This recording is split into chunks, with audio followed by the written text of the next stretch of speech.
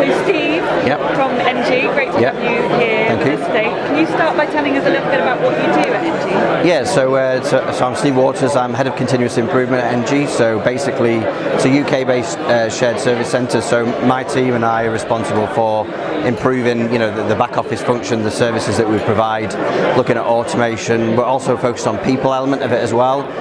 Also within my team, it's MI and data. So we're looking at analytics and using big data and trying to get insight from within that as well. So, but it's generally process improvement, efficiencies, cost savings, effectively that the team's focused on. And is that across multiple processes or just within? Yeah, so it's across all. So scope of the service centre is, it's pretty standard in terms of order to cash, P2P. We've also got IT in scope, R2R. We also do we've been growing in the customer services area as well. So doing a lot of kind of call centre work, whether that's to businesses or also to home customers in the home energy business that we've just entered as well.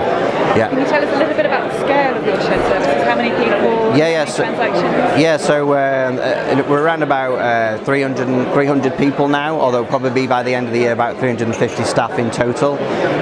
Basically transactions, 450,000 invoices per year, for example, in the AP space. Well over a million contacts in terms of email, calls, and all that sort of stuff. We've got about 30 legal entities, all in SAP. So yeah, it's very, very high volume transactions, around about 3 billion revenue in the UK. So we're kind of handling around about 1 billion worth or 2 billion pounds worth of cash on an annual basis as well in terms of allocations and credit control. Yeah. So you're using RPA today, you were mentioning earlier. Can you tell us a little bit about that project? Yeah. So actually the RPA started in one of our business contracts where they first started to use it kind of experimentally. Now it's within the central functions organisation.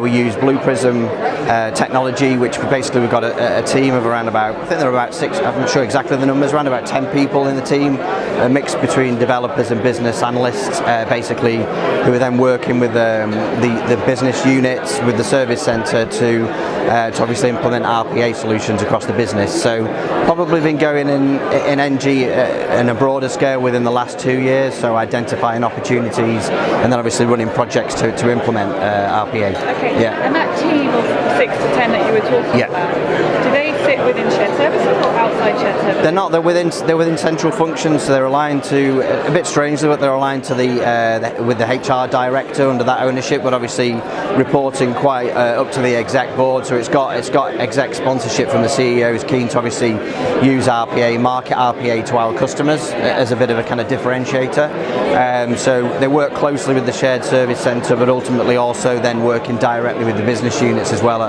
opportunities outside of the current scope of the services that we provide. And how does it work? Because it sounds like your shared services is a customer to that team.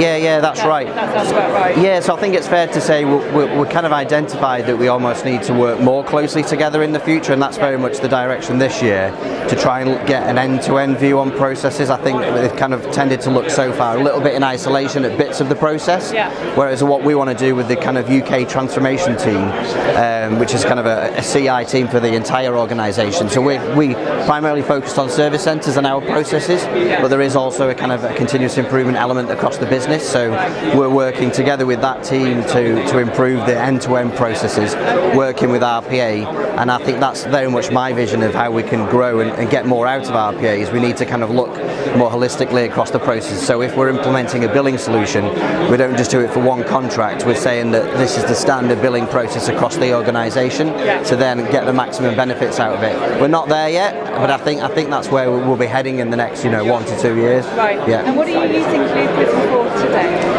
So today, if I talk about shared service centre processes, we're using it for master data updates. So we use Coupa as our P2P system.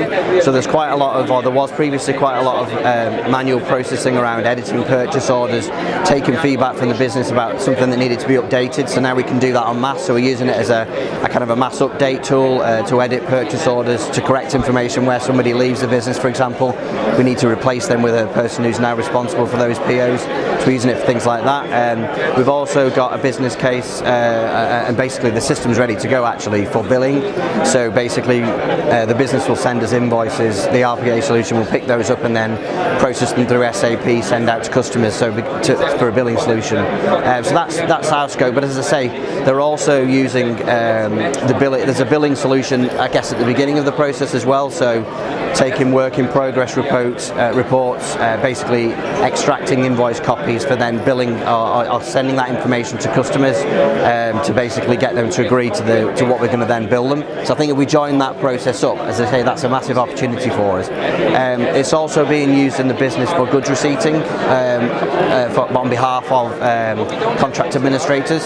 So basically, if they know that a work order, so somebody's completed a service or the goods have arrived, and that's recorded in another system in our CAPM systems, that information is then extracted by the robot and then used to then basically go and process the goods receipt in Coupa. So there's quite a lot of automation, and again, that would be massive if we took that across all of our contracts. The number of people that are doing that at the moment, it's in a few contracts, but again, I think that's something that we'll look to implement across the business. So how many people do you have doing just that today? What is the scope?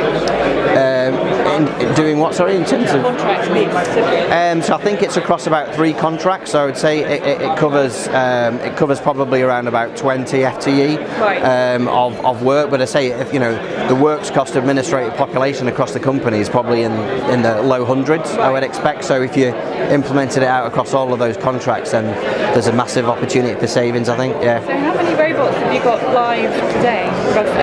I don't know the exact number of robots, but I'd say probably around about 10 robots, I think, across the board. I mean, we were talking earlier about how once you've got a few in, there are senior people in the organisation who want you to scale up incredibly quickly. Yeah. Are you feeling that as a... Yeah, I think so. I think it's fair to say we probably needed to get IT on board earlier. I think there's some challenges around the different parts of IT. We've got an IT team in London, then we've got a kind of an IT team in Paris, part of the group. So certain elements of that are proving a bit of a challenge, but we'll get through those hurdles. I guess making sure everybody in the group is up to speed and understands what we're doing to remove those barriers. So I think those are the challenges. But yeah, certainly once we've removed some of those barriers and people get a bit more familiar with the technology and what it's doing, then I think that will open the door to doing it more quickly and getting a greater scope of it as well. Yeah. And that chimes with what we're talking about throughout this event, which is to have a conversation at a higher level. So we kind of sucked ourselves out of just focusing on RPA at project level. Yes. Is that what you're experiencing, do you think, today at Engie? It's kind of moving from being more project oriented to having a conversation? Yeah, I think we've got the infrastructure in place now, so the platform itself is monitored and housed, and all the databases is all on central IT.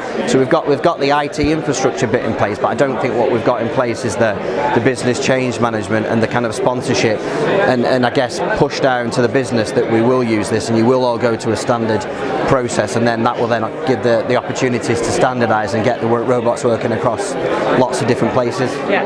Do you have a change manager that's focused on this? So one person in my team is really focused on the RPA bit, in terms of looking at our processes, identifying opportunities and then moving those into the project stage, business requirements, mapping processes, and effectively working with the RPA team to kind of identify what we're going to do and when we're going to do it by. Yeah. And is that something that you would recommend other companies to have in place, a change manager to focus on that? Yeah, definitely. I think the most challenging bit is I think you can quite quickly get the technical knowledge of how to use the solution, but you need that detailed understanding of the business processes and what's going on in order to make it successful. Otherwise, you build something that may replicate a bad process. So I think there's an element of re-engineering, an opportunity to do that before you do the robot as well. Yeah. So I think that's where I would recommend it, because that helps with managing those stakeholders, that change, and making sure that you get the benefits at the end, you realise them.